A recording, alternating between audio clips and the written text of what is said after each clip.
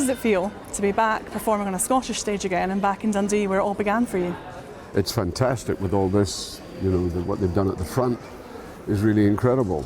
But the centre of the town still has problems, big problems. The theatre has always been my love, and the theatre is tremendous. So for you, the Dundee Rep Theatre felt like a home?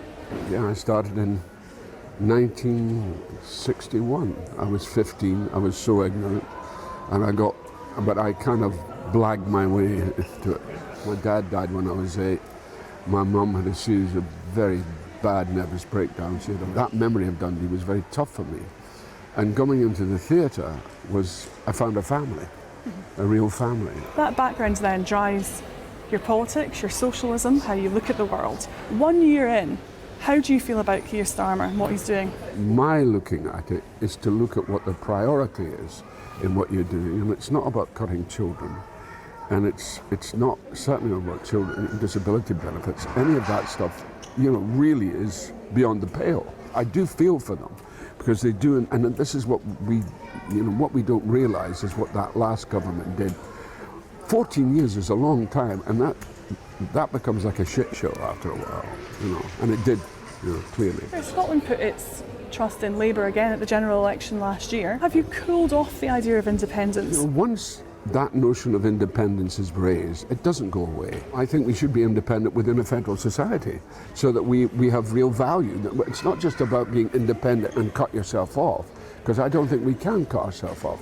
We have to acknowledge our responsibility in terms of the islands. Are you surprised then that the rise of reform is something that we might see in Scotland according to polling as well as in parts of England? Well, I think it's desperation.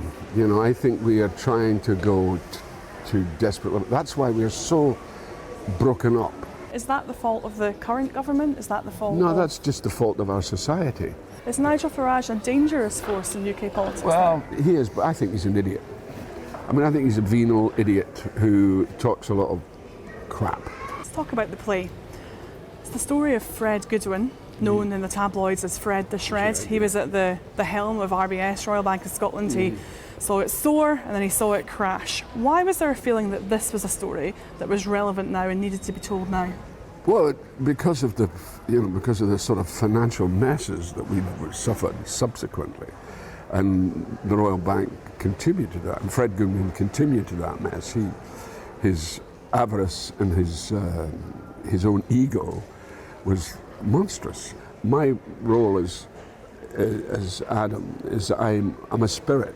This is Adam Smith. Adam Smith. So Scottish economist of the Enlightenment era. That's right. He did. Also, by the way, he didn't like the word economist.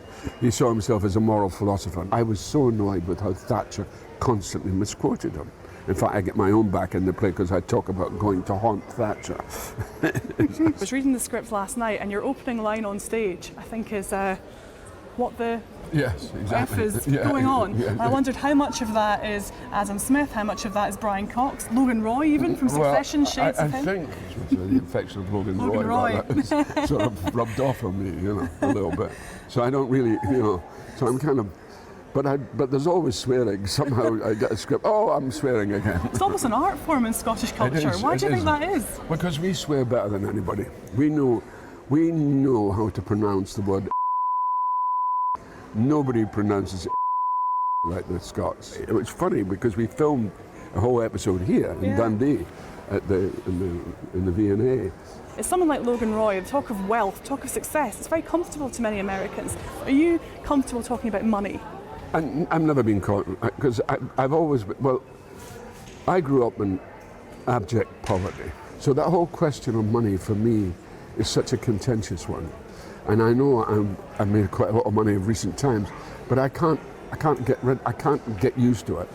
I was poor, I was dirt poor. There's a lot of humour in this play. Is there any message of hope?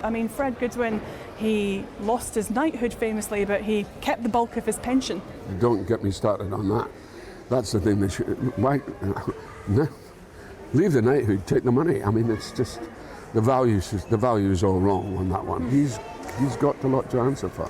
I think he probably thinks he's been wrongly treated. But unfortunately, Fred, you're absolutely rightly treated.